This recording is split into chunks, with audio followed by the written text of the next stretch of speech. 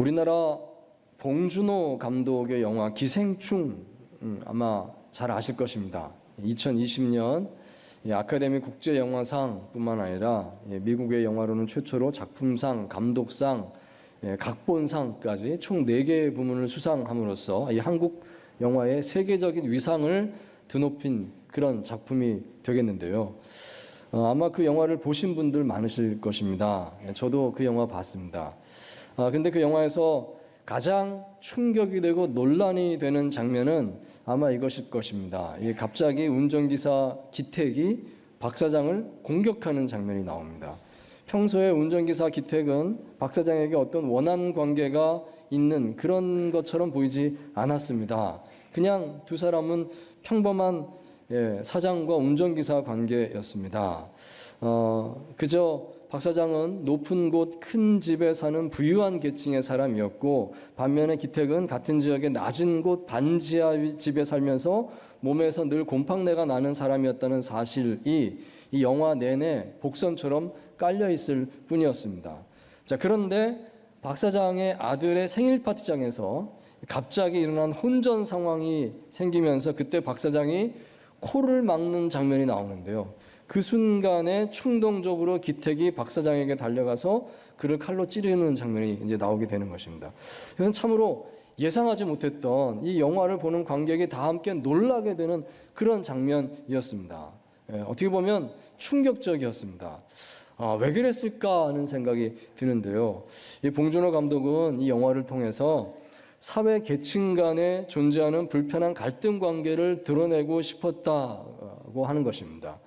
분명히 존재하고는 있는데 그렇지만 겉으로 표현하지는 못하고 있었던 이 사회 계층 간의 어떤 원한 같은 것이 있지 않는가. 근데 사실은 그것이 크다는 것을 그는 사람들에게 보여주고 싶었다는 것입니다. 이 영화로서 이제 그렇게 표현을 한 것이죠. 자, 오늘 우리는 하나님 앞에서 자신 안에 감추어둔 불편한 진실이라는 주제를 한번 생각해 보면 좋겠습니다. 분명히 마음속에 있습니다. 그것은 이미 나의 삶에 큰 영향을 줄 만큼 작용하고 있습니다. 하지만 나는 마치 아무 일도 없는 것처럼 태연하게 살고 있는 것입니다. 너무 바쁘다는 핑계로, 또는 그것을 본격적으로 다루기에는 아직 내가 마음의 준비가 되지 않았다는 핑계로 그냥 무시하면서 살고 있는 그런 것이 있지 않습니까? 그렇지만 그것은 중요한 것입니다. 너무나도 중요한 것입니다. 그러므로 오늘 본문 잠언 14장을 통해서 우리가 하나님 앞에 나아갈 때 감추지 말고 솔직하게 고백해야 되는 이 3가지 기도를 함께 잠시 묵상을 가져보면 좋겠습니다. 모든 인간은 하나님 앞에서 반드시 이 기도를 드리지 않으면 안 된다는 것입니다. 자, 첫째로 우리는 길을 아는 지혜를 주옵소서라고 기도해야 하겠습니다. 하나님, 내가 가는 길을 알게 하옵소서. 자, 8절 말씀 다시 봅니다. 함께 읽습니다. 시작.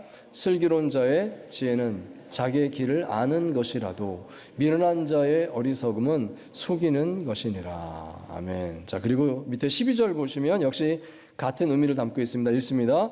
어떤 길은 사람이 보기에 바르나 필경은 사망의 길이니라. 아멘. 자, 길에 대한 묵상입니다. 슬기로운 자의 지혜는 자기의 길을 안다 말씀을 합니다. 반면에 미련한 자의 어리석음은 속이는 것이다 그랬는데요. 여기서 속인다는 말은 길을 모르는데 아는 척한다, 내지는 스스로 길을 알고 있다고 착각하고 있다, 이런 뜻이다라고 볼 수가 있겠습니다. 길을 모르는데 나는 내 길을 알고 있어, 내 길을 가고 있어 라고 착각할 것이 아니라 정말로 자신의 가는 길을 아는 사람이 되십시오. 이것이 지혜입니다. 말씀해주고 있는 것입니다. 하나님의 뜻이 이렇다 하는 것입니다. 여러분, 자신의 가는 길을 안다, 어떤 의미일까요? 미래를 내다보는 것일까요? 오늘 저녁에 내 삶에 이런 일이 일어날 거야, 다음 주에는, 또 한 달 후에는, 1년 후에는 내 삶은 이렇게 될 거야. 이것을 아는 어떤 예지력, 그 통찰력, 이런 것을 말하는 것일까요? 그것이 아니라 길을 안다 하는 것은 이렇게 말하겠습니다. 그것은 나의 길을 이끌어 줄 목자를 아는 것인 줄 믿습니다. 내가 어떤 길을 갈까요? 어떤 길을 가는 것이 바른 길을 가는 것일까요? 내가 참 잘 사는 것일까요? 그것은 참 지혜자이신 하나님의 인도하심을 받을 때 알게 되는 것입니다. 비록 내가 가는 길이 조금 힘들 수도 있습니다. 많이 부족하고 어려움 있는 길일 수도 있습니다. 그럴지라도 이 길은 하나님의 뜻 안에서 이런 의미가 있습니다라고 자신 있게 말할 수 있다면, 그러면 우리는 그 길을 기쁘게 갈 수 있을 것입니다. 그것을 길을 안다라고 표현하는 것입니다. 길을 안다. 그런 것이 아니겠습니까? 여러분, 마라톤 경기에는 선도 차량이라고 하는 것이 있습니다. 이 선도 차량이 앞에 가면서 선수들이 그 뒤를 따라서 뛰게 됩니다. 그래야 이제 마라톤 코스대로 잘 뛸 수가 있다는 것이죠. 선수들이 어떤 길이지 가면서 길 찾아가면은 제대로 뛸 수가 없잖아요. 이 선도 차량이 그 역할을 해주는 겁니다. 자, 그런데 오래전에 제가 어느 신문에서 이런 기사를 읽었습니다. 그만 어느 마라톤 경기에서 선도 차량이 실수를 하는 바람에 선수들이 전부 다 잘못된 길을 뛰었다는 것입니다. 원래 길은 이렇게 돌아야 되는데 선도 차량이 좀 지름길로 가까이 돌았던 것 같아요. 그 바람에 원래 마라톤은 42.19km를 뛰어야 되는데 조금 모자라게 된 겁니다. 어떻게 됐을까? 그래서 이렇게 했다는 것이죠. 그 대회에 1, 2, 3등 등수는 인정을 하고 상은 다 주는데 기록은 다 무효 처리가 됐다는 겁니다. 공식 기록이 되지 못했다는 겁니다. 저는 그 기사를 읽으면서 이런 생각이 들었습니다. 그 대회에 참가했던 선수들이 얼마나 황당했을까. 열심히 뛰고 마지막에 가서 내 기록이 이렇구나 다 확인했는데 조금 이따 들리는 소식이 무효입니다. 당신의 기록이 다 취소됐습니다. 이런 얘기를 들었다면 얼마나 허무했을까요? 이 긴 거리를 마라톤 뛴다는 게 쉬운 일이 아닐 텐데 얼마나 연습을 많이 해서 그날 기록을 세웠을 텐데 특별히 1등한 선수는 얼마나 마음이 상했을까 생각을 해보게 되었습니다. 자, 그런데 이것이 마라톤 경기니까 다행인 것이죠. 만약 우리 인생 경주에서 이런 일이 벌어졌다고 하면 얼마나 가슴 아픈 일일까요? 평생을 열심히 살아왔는데 마지막에 가서 당신의 인생은 무효입니다. 왜냐하면 잘못된 길을 달렸기 때문에 라고 말한다면 얼마나 마음이 아플까요? 16세기에 유명한 영성가 이냐시오 로열라라는 분이 있습니다. 오늘날 잘 알려진 카톨릭 예수회의 창시자가 됩니다. 그는 이냐시오 영신수련으로도 매우 유명합니다. 자, 그런데 이분은 원래 기사였다고 합니다. 그는 좋은 가문에 태어나서 기사로서 성공하기 위해서 훈련을 잘 받았습니다. 그리고 그는 기사로서 전쟁에 나가서 공을 세우기를 원했습니다. 왜냐하면 그렇게 하는 것이 그 당시에 보편적인 출세 방법이었거든요. 나가서 뭐라도 한번 공을 세우면 왕에게 신임을 얻게 되고 왕이 이제 지위를 주가면서 출세하는 것, 그것이 많은 사람들이 바라는 꿈이었습니다. 이 로열라라는 사람도 그렇게 했다는 것입니다. 자, 그런데 뜻밖에도 그가 전쟁에 참여했다가 치명적인 부상을 입게 됩니다. 그리고 고향에 돌아와서 한동안 회복의 시간을 가지게 되는데 그때 몸이 불편하니까 그는 아무것도 할 수 없었습니다. 그래서 침상에 누워서 책을 읽었다고 합니다. 근데 그 책이 예수의 생애, 성인 열전 이런 제목의 책들이었습니다. 그 책을 읽으면서 그는 마음속에 깊이 다가오는 고민을 하게 되었습니다. 과연 내가 세상에서 기사로서 성공하는 것이 행복한 것일까? 이 생각을 해보게 된 것입니다. 아니면 예수 그리스도의 영적인 기사가 되는 것이 더 행복하지 않을까?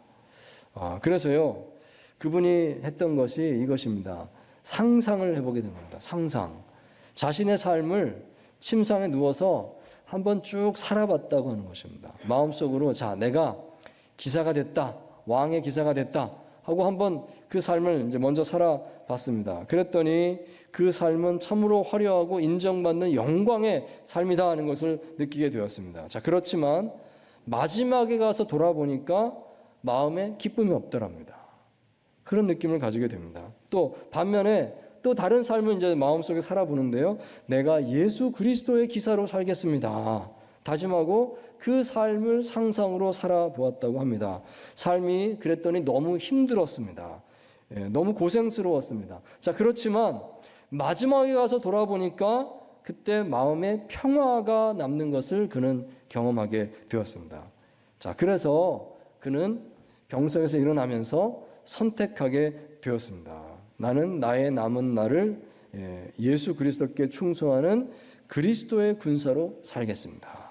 자, 오늘날까지도 이냐시오가 남긴 영신 수련이 아주 요긴하게 쓰임을 받고 있습니다. 그리고 그가 시작한 이 예수회라고 하는 이 조직은 전 세계의 선교와 교육에 있어서 아주 큰 영향을 끼치고 있습니다. 각 나라의 아주 중요한 큰 대학들이 예수회에서 세운 대학이 많죠. 우리나라에도 서강대학교가 예수회에서 세운 대학으로 알고 있습니다. 자, 여러분, 우리는 모두 열심히 삶을 살고 있습니다. 눈앞에 주어진 길을 성실하게 달려가고 있습니다. 그렇지만 단지 열심히만 살 것이 아니라 질문해야 되겠습니다. 나는 바른 길을 가고 있습니까? 그러므로 우리는 하나님께 이렇게 기도해야 합니다. 주님, 나에게 길을 아는 지혜를 가지게 하여 주옵소서.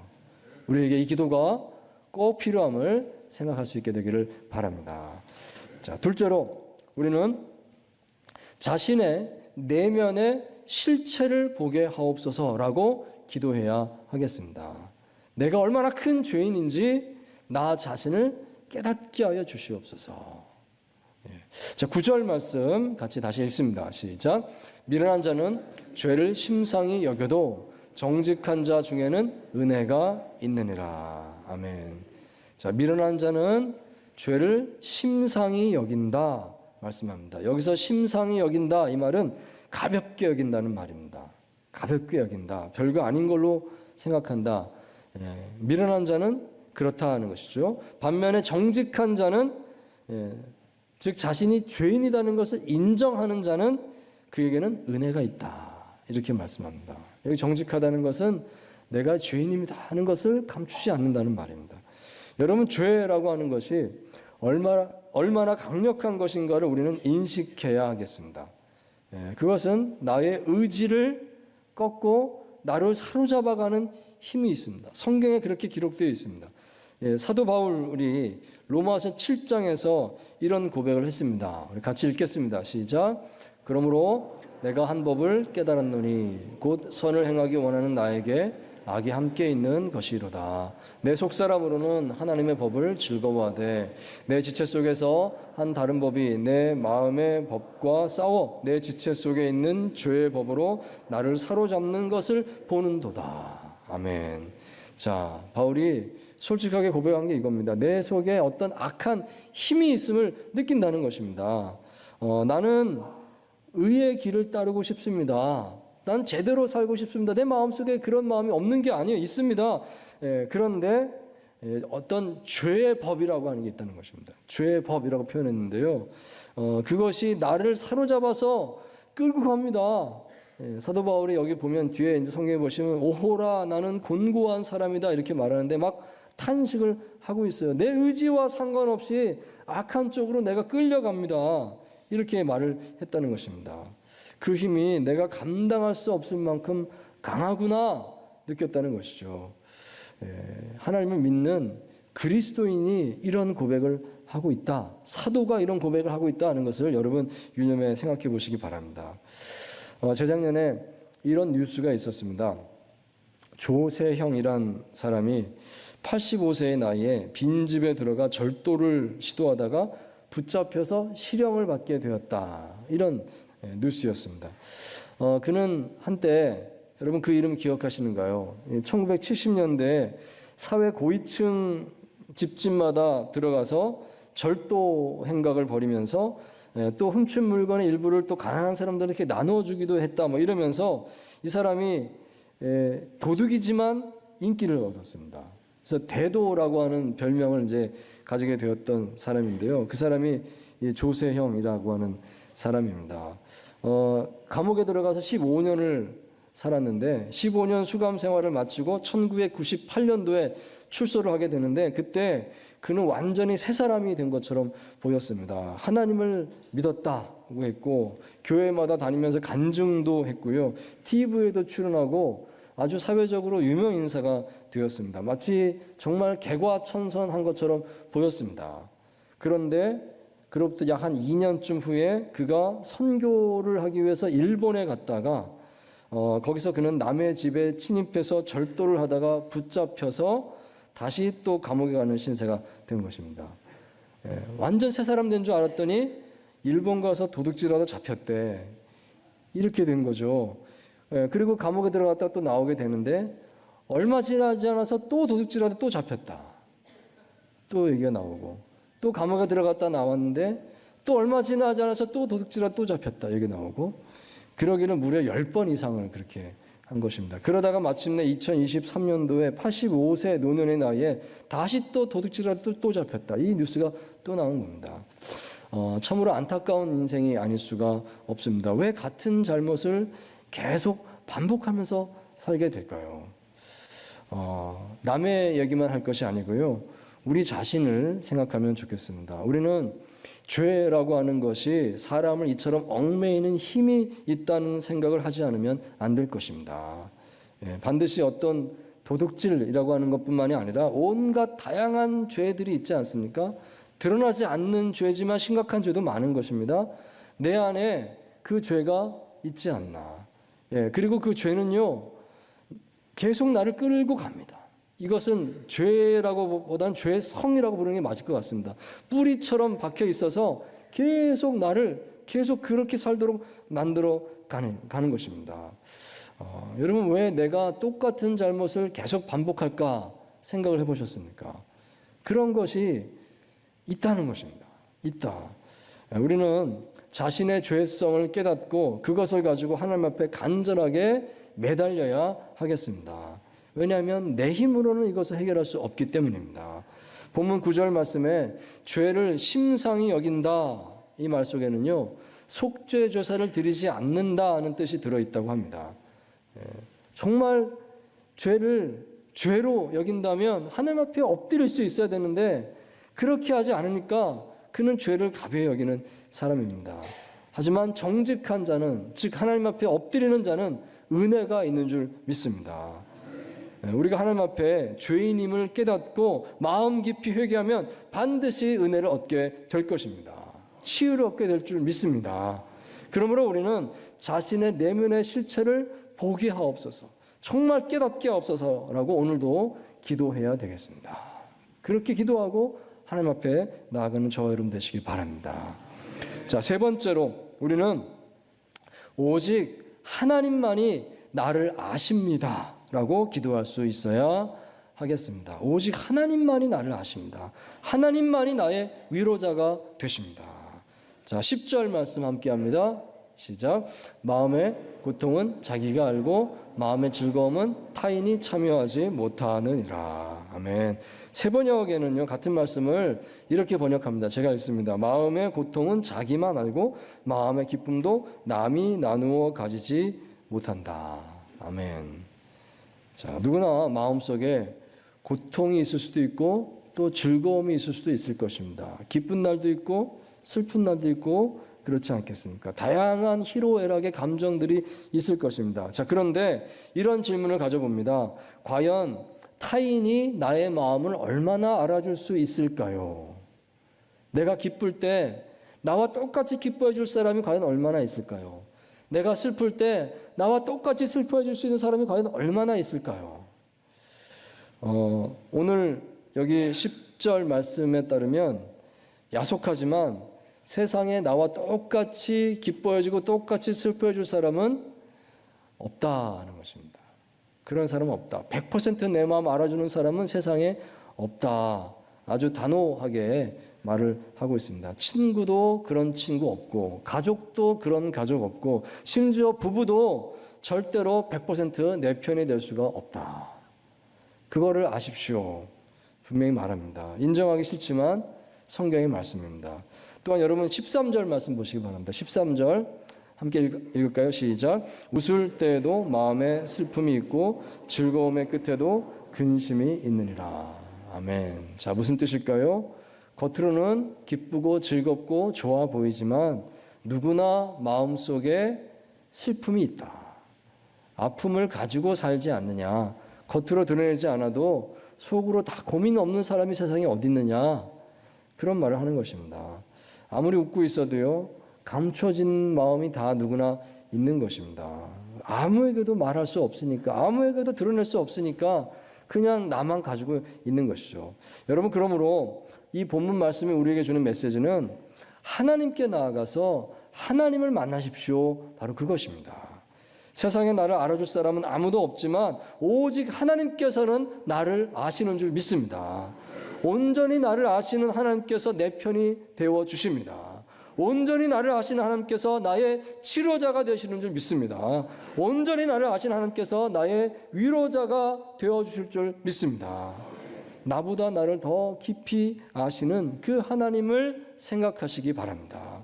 하나님께서 나를 만드셨지 않습니까? 하나님께서 이제도 사랑으로 나를 보고 계시지 않습니까?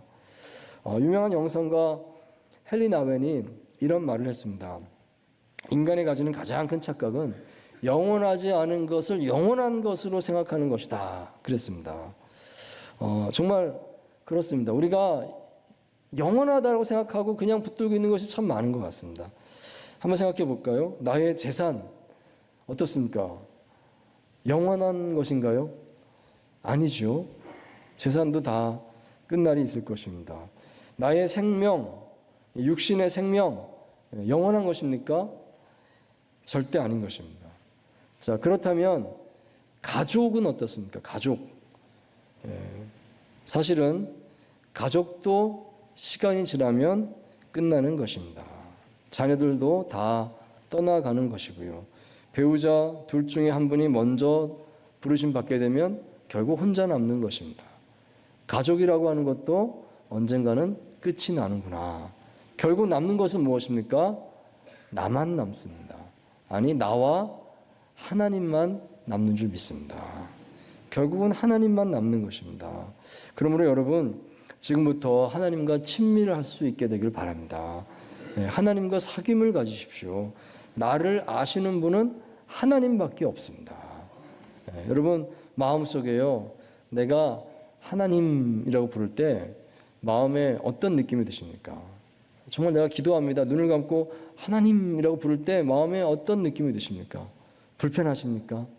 하나님 그러면 왠지 해결될 게 많아야 될 것 같고 정말 제대로 하나님 앞에 나아가면 왠지 죄송하고 막 불편한 마음이 드십니까? 그러지 않기를 바랍니다.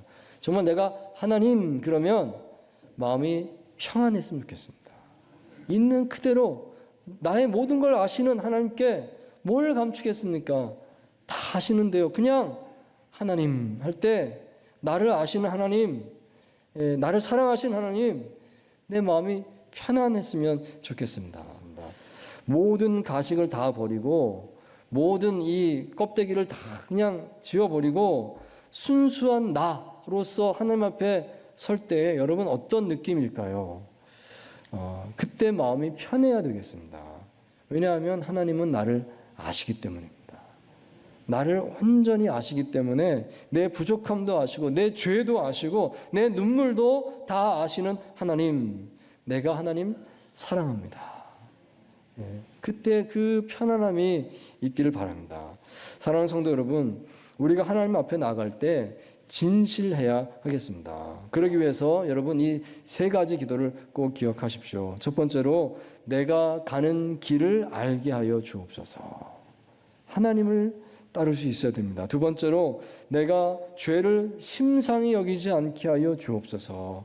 깊이 통회하고 깨닫고 회개하고 하나님께 붙들릴 수 있어야 되겠습니다. 세 번째로 오직 하나님만이 나를 아십니다. 하나님께 나를 맡깁니다. 참으로 영혼의 평안함을 그렇게 누리시는 저와 여러분 되시기를 축원드립니다. 기도하겠습니다.